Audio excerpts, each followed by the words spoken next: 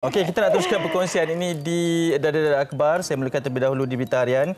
Di muka hadapannya, kalau boleh dikongsikan, ini berkaitan dengan kebimbangan kita kepada mahasiswa dan juga mahasiswi berkenaan dengan harga yang semakin meningkat sekarang, dan dilaporkan harga siling menu makanan RM3.50 untuk penuntut di IPT, dan ini telah pun kongsikan juga oleh Menteri Institusi Pengajian Tinggi, Kementerian Pengajian Tinggi Malaysia, Datuk Seri Noraini Ahmad, berkata bahawa dengan penetapan harga siling ini, lampirannya di halaman keempat ini, membuktikan bahawa ada langkah yang boleh diberikan kepada penuntut-penuntutlah untuk memastikan bahawa mereka ini tidak lapar, mampu milik juga untuk makan, tidak perlu berkira-kira lah dengan perbelanjaannya, dengan kos yang semakin meningkat di luar. Sekurang-kurangnya di dalam kawasan kampus itu, mereka ini mampu untuk hidup dengan baik lah, kan? InsyaAllah. Dan kalau kita menyentuh harian Metro hari ini di muka hadapan, ini jijik tapi halal. Apakah sebenarnya butirannya? Ada di halaman 2 dan juga 3. Ini kisah sebenarnya rezeki selongkar sampah.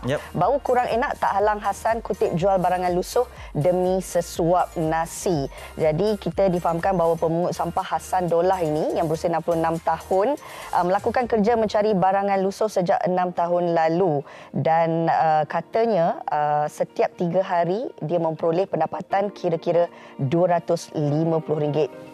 Dan bayangkanlah kalau kita pandang dengan jijik, rasa kotor. Tapi ini bagi sebilangan masyarakat dalam kalangan kita ini, inilah hasil rezeki mereka untuk sesuap nasi. Betul, yang penting halal juga, kan? Dan Cosmo, Rina nak kongsikan juga? Okey, di Cosmo ini kisah saya rasa memang menjadi bualan dalam kalangan kita. Rasa tak tahulah di mana agaknya kesilapan ataupun kita terfikir sampai hari ini apa sebabnya berlaku wanita bayi mati di Kelar. Wanita ini dikatakan baru sahaja tamat tempoh berpantangnya. Bayi pun baru berusia 60 hari, kalau 44 hari.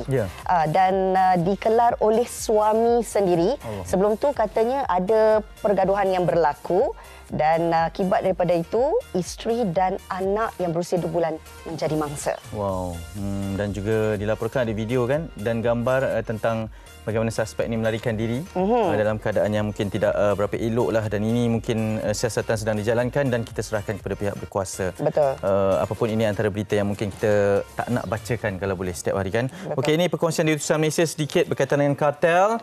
Kali ini kartel menjual ikan hasil tangkapan laut di tengah laut kepada nelayan-nelayan asing demi untuk mengaut keuntungan yang lebih. Dilaporkan di muka hadapan ini, dan ini juga satu modus operandi yang mungkin kalau kita dengarkan berasa terkejut, tapi saya percaya adalah amalan biasa di tengah laut, dan telah pun disahkan oleh Pengurusi Lembaga Kemajuan Ikan Malaysia LKIM, Datuk Syed Abu Husin Hafiz Said Abdul Fasal, kepada Utusan Malaysia. Dan ini pastinya sedang cuba akan dibantras untuk memastikan bahawa bekalan ikan kita pula yang tidak terjejas, kan?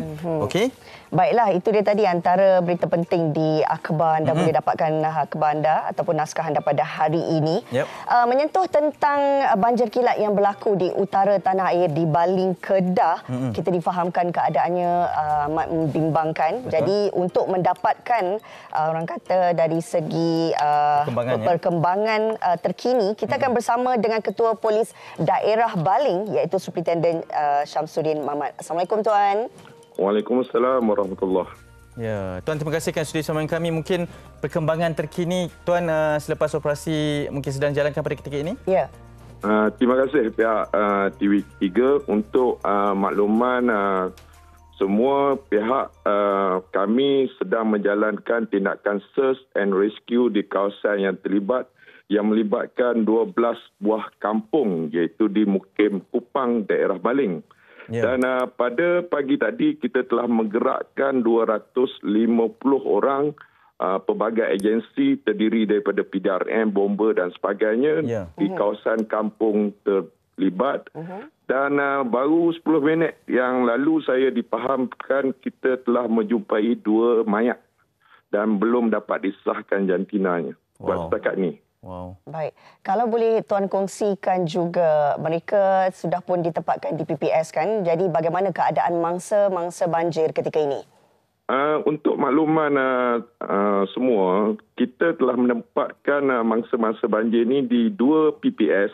Yang pertama adalah di SMK Jerai, melibatkan 93 buah keluarga dan berjumlah isi rumahnya iaitu 386 orang.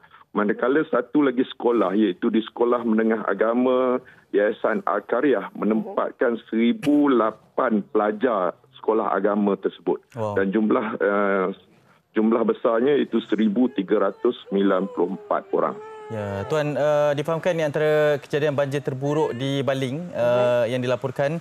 Kalau boleh diterangkan juga, Tuan, operasi SAR tersebut ingin mencari berapa mangsa pada ketika ini. Tadi difahamkan 2 mayat telah dijumpai. Mungkin ada lagi yang dicari, Tuan?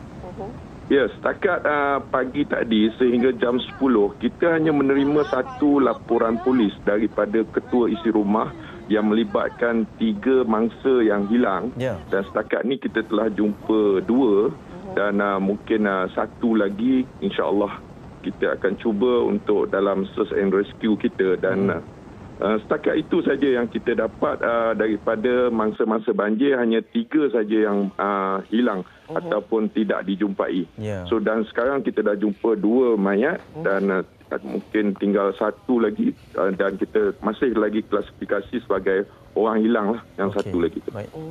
Dan mungkin Tuan juga boleh kongsikan dari segi anggota penyelamat ini bagaimana pula misi mereka ketika ini? Sekarang ni kita masih lagi meneruskan pencarian di kawasan yang terlibat dan kita meluaskan sektor pencarian kita sehingga ke jarak lebih daripada 5 km di kawasan yang berlaku banjir kilat tersebut. Tuan, keadaan semasa di Baling pada ketika ini, air masih tinggi? Keadaan sebenarnya banjir ni adalah punca daripada kepala air. Okey.